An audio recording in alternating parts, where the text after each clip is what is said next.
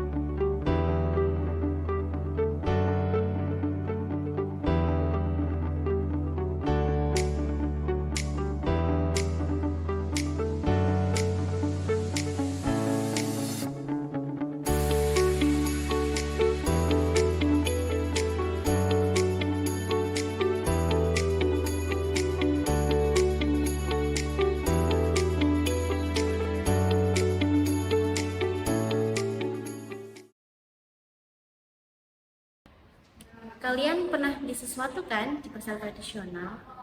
Kalau iya, berarti kalian telah melakukan transaksi jual beli. Nah, ini nggak ada bedanya dengan pasar modal. Nah, di pasar modal juga terjadi transaksi jual beli. Namun, yang diperjualbelikan bukan barang seperti yang ada di pasar tradisional. Produk yang diperjualbelikan di pasar modal adalah surat berharga yang diterbitkan oleh suatu perusahaan atau pemerintah yang membutuhkan modal usaha. Selain itu, yang diperdagangkan pun berupa instrumen keuangan yang terdiri dari saham, reksadana, maupun surat hutang. Surat berharga lazim disebut sebagai efek.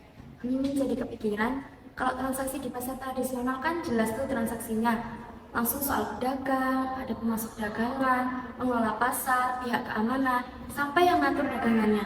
Lah, kalau di pasar modal, Nah, kalau kita sebagai investor mau transaksi jual beli efek bakalan difasilitasi nih di bursa atau dikenal sebagai PT Bursa Efek Indonesia atau BEI. Perlu dicatat, kita tidak bisa melakukan transaksi langsung karena ada broker yang jadi perantara. Selain itu, seluruh transaksi pasar modal dilakukan secara elektronik atau disebut dengan scriptless trading. di sini yang menjadi supplier dagangan itu adalah emiten. Emiten merupakan perusahaan pemerintah atau yang sudah go public. Setelah melakukan proses transaksi di bursa, lembaga yang menjalankan setelahnya adalah KPEI.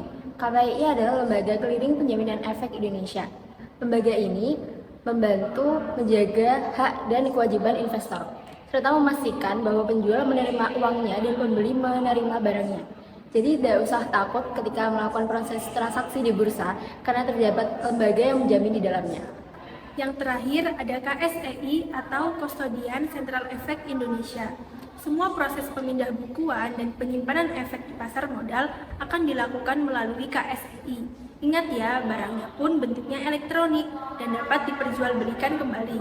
Sedangkan uangnya akan ditransfer melalui bank yang bekerja sama dengan KSEI selaku bank pembayaran. BEI, KPI, dan KSEI disebut sebagai SRO atau Self-Regulatory Organization. Nah, supaya kegiatan transaksi pasar modal ini berjalan dengan lancar, maka harus adanya SRO, karena seluruh kegiatannya diawasi oleh otoritas jasa keuangan. Menarik banget gak sih? Sekarang, siapapun bisa bertransaksi di pasar modal ini dengan aman dan nyaman. Yuk menjadi investor di pasar modal.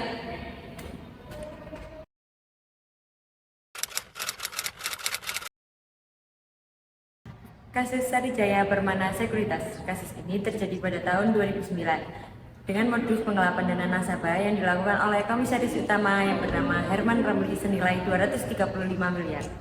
Kasus ini diindikasi merugikan 8.700 orang nasabah.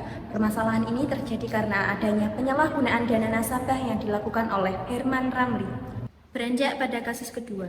Kasus ini terjadi pada tahun 2008 oleh Signature Capital Indonesia atau biasa disebut dengan SCI.